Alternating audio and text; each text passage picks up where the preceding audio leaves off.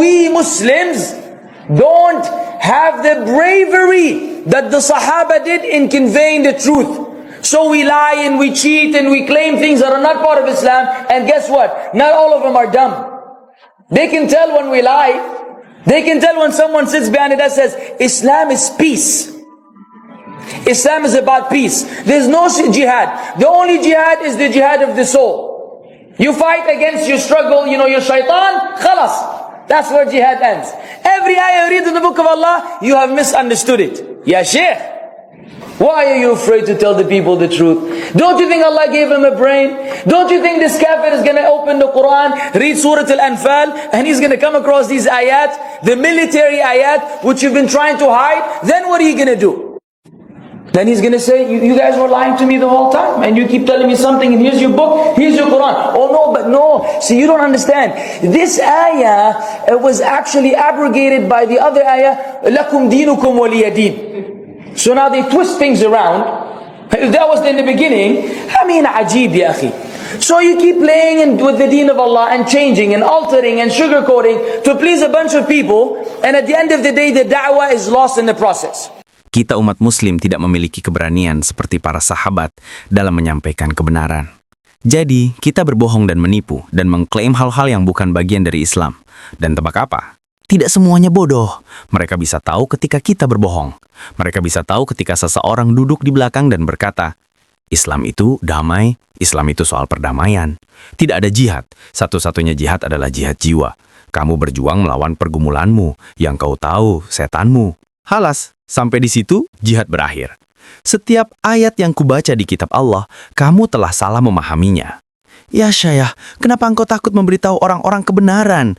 Tidakkah kau pikir Allah memberi mereka otak? Tidakkah kau pikir kafir ini akan membuka Al-Quran, membaca surat Al-Anfal, dan ia akan menemukan ayat-ayat ini, ayat-ayat perang, yang selama ini kau coba sembunyikan? Lalu apa yang akan kau lakukan? Lalu ia akan berkata, kalian sudah berbohong padaku sepanjang waktu. Dan kalian terus memberiku sesuatu. Ini kitabmu, ini Quranmu. Oh tidak, tapi tidak. Lihat, kau tidak mengerti. Ayat ini sebenarnya dibatalkan oleh ayat lain, lakum dinukum waliyadin. Jadi sekarang mereka memelintir segala sesuatu. Itu dulu pada awalnya. Hamina ajib ya akhi.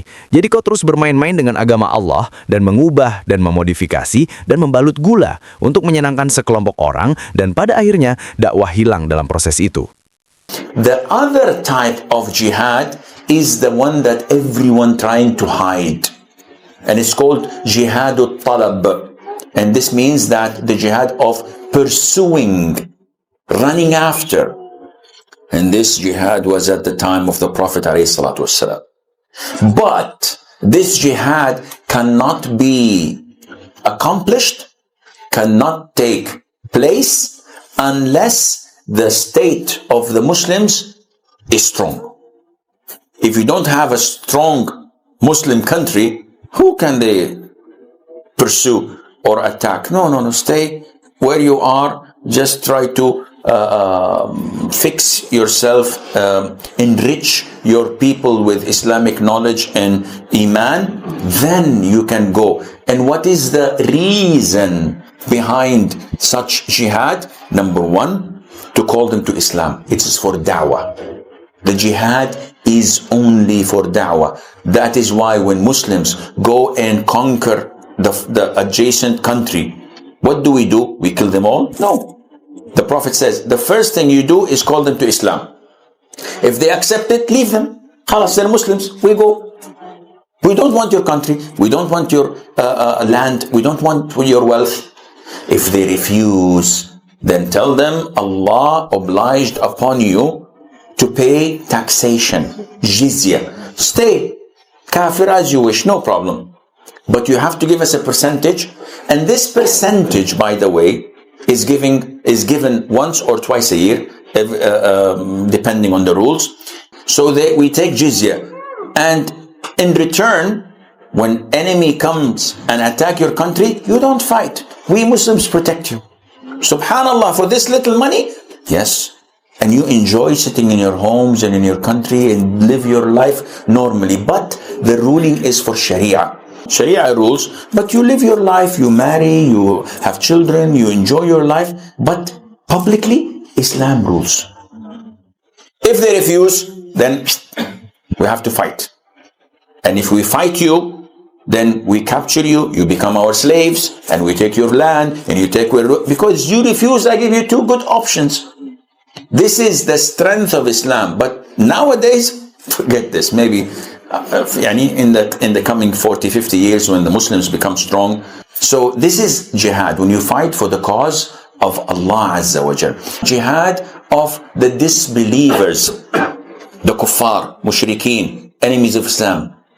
And then you have the jihad of the hypocrites who are claiming to be Muslims, but they're fighting and undermining Islam. And finally, you have the jihad of the sinners, Muslims, but they're sinners. You have to jihad. Jenis jihad lain adalah yang semua orang coba sembunyikan, dan itu disebut jihadut thalab. Dan ini berarti jihad mengejar, berlari mengejar, dan jihad ini ada pada masa Nabi, semoga damai atasnya. Tetapi, jihad ini tidak bisa tercapai, tidak bisa terjadi, kecuali keadaan kaum muslimin kuat. Jika kalian tidak memiliki negara muslim yang kuat, siapa yang bisa mereka kejar atau serang? Tidak. Tetaplah di tempatmu. Cukup coba perbaiki dirimu sendiri, memperkaya umatmu dengan ilmu Islam dan iman, lalu kalian bisa pergi. Dan apa alasan dibalik jihad semacam itu? Nomor 1, untuk menyeru mereka kepada Islam. Itu untuk dakwah. Jihad itu hanya untuk dakwah. Itulah sebabnya ketika orang Muslim pergi dan menaklukkan negeri tetangga, apa yang kita lakukan? Apakah kita membunuh semuanya? Tidak. Nabi berkata, hal pertama yang kau lakukan adalah serukan mereka kepada Islam. Jika mereka menerimanya, biarkan mereka. Halas, mereka jadi Muslim. Kita pergi. Kita tidak menginginkan negaramu. Kita tidak menginginkan tanahmu. Kita tidak menginginkan kekayaanmu. Jika mereka menolak, maka beritahukan kepada mereka, Allah mewajibkan atas kalian untuk membayar pajak. Jizyah. Tetaplah kafir sesukamu, tidak masalah. Tetapi kamu harus memberi kami persentase, dan persentase ini omong-omong diberikan sekali atau 2 kali setahun, tergantung aturan. Jadi kita mengambil jizyah. Dan sebagai imbalan, ketika musuh datang menyerang negaramu, kamu tidak berperang. Kita kaum muslim melindungi kamu. Subhanallah, untuk uang sedikit ini. Iya. Dan kamu menikmati duduk di rumahmu dan di negaramu dan menjalani hidupmu seperti biasa. Tetapi ketentuan adalah bagi syariah. Syariah berkuasa, tetapi kamu menjalani hidupmu, menikah, punya anak, menikmati hidupmu, tetapi secara publik Islam memerintah. Jika mereka menolak, maka kita harus berperang. Dan jika kita memerangimu, maka kita menawanmu. Kamu menjadi budak kita, dan kita mengambil tanahmu, dan kamu mengambil. Karena kamu menolak, aku memberi 2 pilihan yang baik. Inilah kekuatan Islam. Tetapi dewasa ini, lupakan ini. Mungkin dalam 40-50 tahun mendatang ketika kaum muslimin menjadi kuat. Jadi inilah jihad ketika kamu berjuang demi sebab Allah Azza wa Jalla. Jihad terhadap orang-orang kafir, kaum kafir, musyrik, musuh Islam, dan kemudian ada jihad terhadap para munafik yang mengaku muslim tetapi mereka berperang dan merusak Islam. Dan akhirnya ada jihad terhadap orang-orang berdosa. Muslim tetapi mereka berdosa. Kamu harus berjihad. Bayangkan sebuah agama yang mengatakan, jika kamu tidak mau ikut keyakinan kami, jika kamu tidak percaya pemimpin kami adalah nabi, kamu harus bayar uang kepada kami. Dan jika kamu tidak mau bayar uang kepada kami akan angkat senjata, memburu kamu, menangkap kamu, dan menjadikan kamu budak. Segala yang kamu miliki kami rampas, termasuk anak istri kamu, dan kami bagi-bagi di antara para penganut agama kami. Inilah inti dari ajaran jihad yang sebenarnya di dalam agama Islam. Tetapi Muslim mencoba menutupi hal ini dengan memutarbalikkan fakta. Mereka berkata, ayat-ayat perang itu adalah ayat-ayat lama, sudah diganti dengan ayat-ayat baru. Tidak ada paksaan dalam agama, bagimu agamamu, bagiku agamaku. Padahal terbalik, ayat-ayat tidak ada paksaan dalam agama itu yang sebenarnya sudah diganti dengan ayat-ayat perang. Sampai Muhammad meninggal, ayat-ayat perang itu tidak pernah dibatalkan atau dihentikan. Dan setelah Muhammad meninggal, para pengikutnya meneruskan dakwah mereka dengan paksaan pedang. Berkata kepada orang-orang, takluk. Islam artinya adalah takluk. Akui Muhammad sebagai nabi atau bayar uang preman jizyah. Kalau tidak mau, kamu akan dibunuh atau dijadikan budak.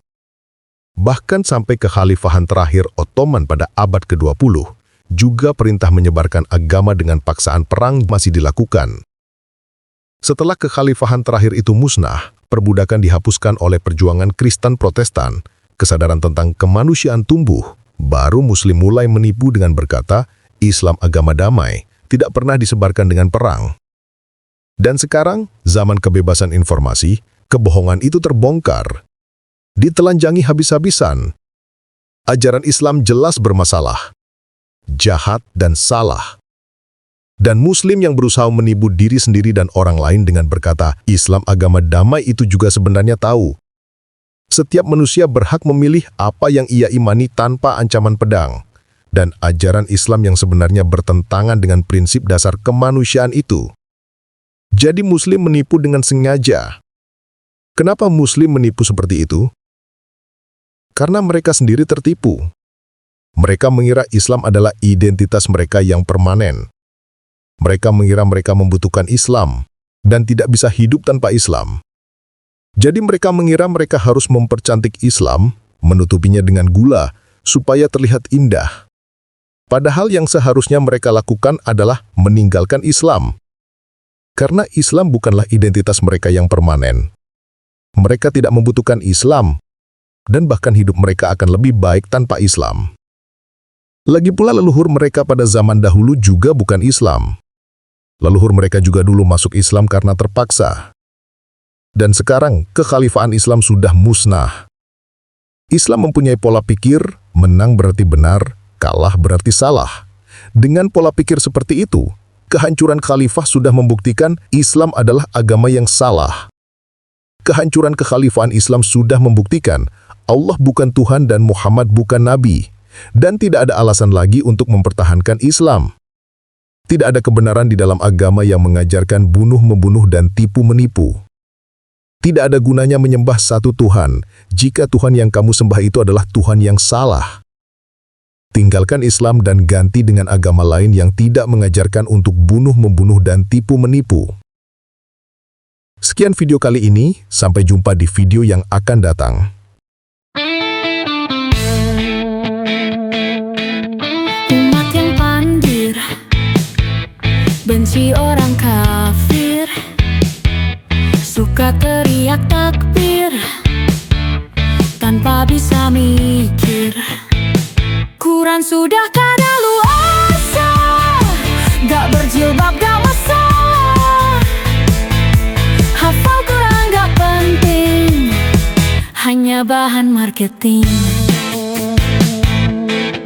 Agama gampang nista, umat gampang marah.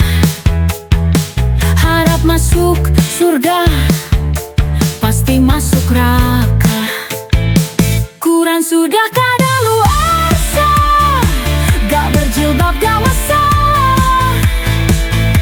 Hafal Quran gak penting, hanya bahan marketing.